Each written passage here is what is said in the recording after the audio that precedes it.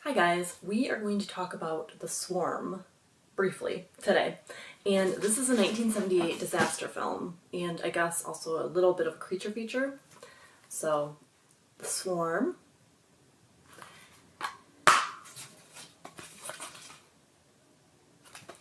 Now, this one I won't be able to show you any clips because I don't have a Blu-ray drive in my computer. So, the only time I ever show you guys clips is if I have the DVD. This was a 1978 disaster film, and I love a good ensemble cast. I love a good 70s disaster feature. But this one was pretty bad, except for probably the last half hour.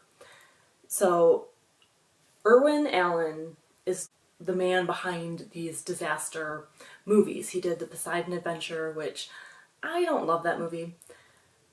In fact, I don't think I would ever watch that one again. He did The Swarm, which probably is a little bit better for me than The Poseidon Adventure, mostly because I like the people in this movie more. But I think the pinnacle of epic disaster awesomeness is The Towering Inferno. I mean, come on. It's got Steve McQueen, Paul Newman, William Holden, Faye Dunaway, Robert Wagner, and fire. So I adore The Towering Inferno, and that is one of the reasons why I will never stay in a hotel that's too high off the ground, and I would never work in an office building past, the 10th floor. I just would not feel comfortable. It has tons of people in it. Catherine Ross, who is one of my favorite actresses, and that is why this movie has been on my list for a long time. I really wanted to see it because I like her, but I did not want to see it because it's about bees, if that makes sense. Finally, my curiosity won out. It has Michael Caine in it, and I fear that in this movie he just overacts. He chews scenery. He is very he shouts a lot of his lines, and it's just very not necessarily over the top, but it is a little off-putting. It has Henry Fonda, who is just such a great natural actor. He is just so good at being effortless.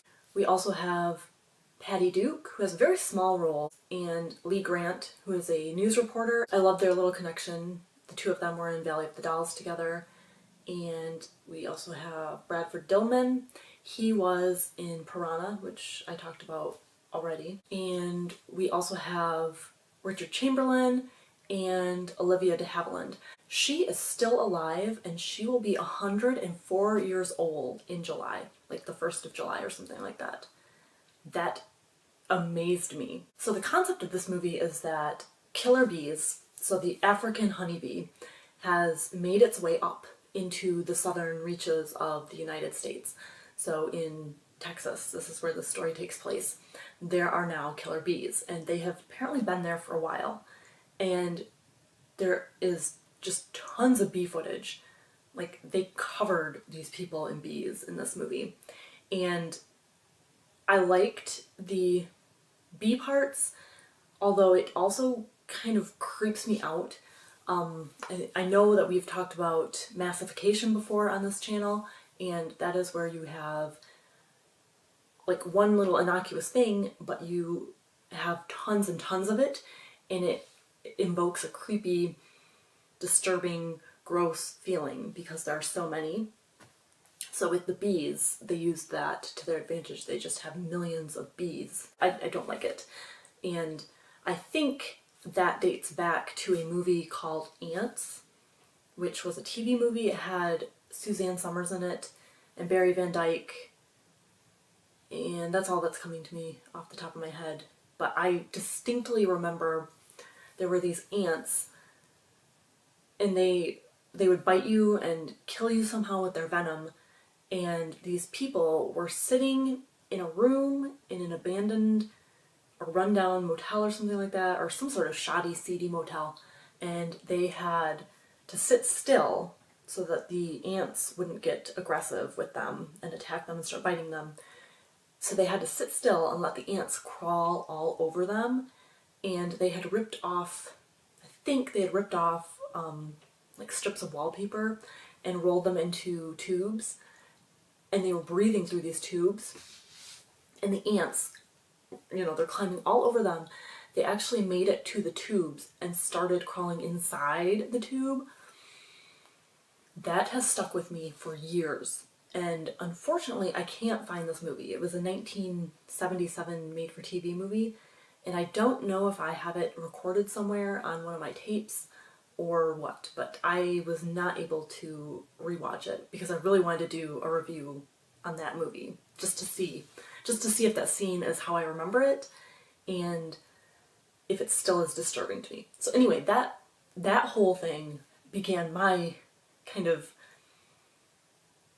feeling of discomfort when I watch something with a whole bunch of insects swarming, crawling, moving together, writhing, all of that stuff. I'll watch it, but I don't enjoy it.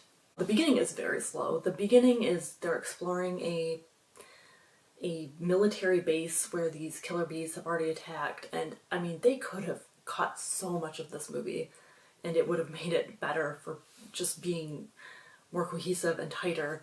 There's a whole love triangle in the middle of this between Olivia de Havilland's character and then two older gentlemen, and it's like, really? Does that do anything for the story? Were you just trying to throw in big-named people? And they basically find out that 4 stings from one of these bees will just kill you. They will kill a normal human.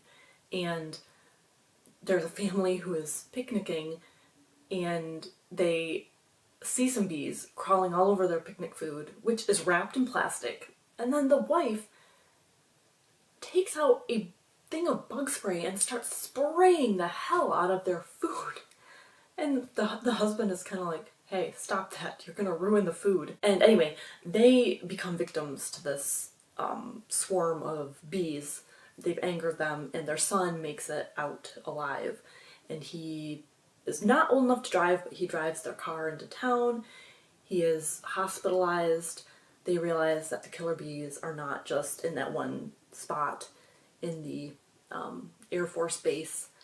And he is such a crazy kid. He actually ends up escaping from the hospital to try and take out the bees himself. So he goes and tries to throw Molotov cocktails at them, which angers them. And I mean, for one, I think I would be forever traumatized if my parents were killed in front of me by bee stings.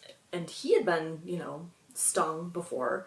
And anyone who gets stung, they see a huge bee. Like, they hallucinate a huge bee. I'm talking about like a 6-foot bee. And it's really funny, and I know it's supposed to be serious, but it is laughable. In fact, there is a scene near the end where Catherine Ross, she has been stung at one point by a bee, and she opens the door, and there is a bee on the other side of the door, and her reaction is so horrible. Like, it's all slow motion, and she screams, and the scream lasts forever, and she falls onto the ground, and I just assumed she was dead. It was so overly dramatic. But no, she didn't die from... That wasn't her, like, death hallucination and then, her final scene in the movie. She recovers. Stuff like that. It just... Like, why? Why did they do that? They didn't need to do it that way. There is a scene where Michael Caine and Catherine Ross are running through the town, telling everyone that a swarm of bees is coming. They're on the way. The killer bees are on their way. Get inside, get the children, yada yada. And it's so reminiscent of Jaws when he's running down the beach and trying to get everyone out of the water. And it made me laugh a little bit. They liked having the lingering hand shot, so someone would be consumed by the bee cloud, the swarm of bees, and then they would be laying on the ground, and they would kind of pan down to the lifeless hand with some bees crawling on it. That was like a standard a standard shot in this. And I mean, I like that kind of thing. There is a train derailment in this where a train gets attacked by bees, and of course it's, you know, just as they are on a cliff. It didn't happen earlier or later, and so the train went all the way down. So the special effects in this are really quite good. There's a team of scientists who come in to try and, you know, solve this problem. Henry Fonda is working on an antidote, and this other scientist is working on ways to just kill the bees. So he develops this poison pellet thing that the bees are supposed to ingest, and then they will die. So there's a scene with helicopters, just 2 helicopters, and tons of these pellets, these poisonous pellets in bags, and they're dumping them out, and it's just a long shot. They're, you know, I don't even know how many pellets they've dropped. And then the bees don't even touch them. It's like, you guys are studying a small segment of these bees in your lab. Maybe you could have tested like 2 or 3 pellets to see if the bees would even accept them. Instead of manufacturing millions of them and dropping them to no effect at all. I thought that was pretty absurd for scientists to not do that. And then, of course, Henry Fonda, he decides that he's going to test out his antidote, and it backfires on him. It looks like it's going to work, and it backfires on him. So, like I said, I think the last half hour of this movie is actually really jam-packed, full of action. It's very intriguing. They decide that they're going to use flamethrowers. There's a whole bunch of just these pyrotechnics that are really, really, I don't know, it always fascinates me that people are willing to work with fire in this way. And like the stuntmen, there's a guy who just turns into a flaming ball of fire, and he, you know, goes out the window, and just the craziness of it is just mind-boggling to me. And so there's a ton of gratuitous fire shots in this. So the way the bees are defeated is that they discover that the same alarm frequency that they used at this Air Force base was the mating sound for the bees, and the bees therefore were kind of lured to the base, and that's why they attacked it, and that's why they arrived. And so they used the sound to lure the bees out into the ocean, and you get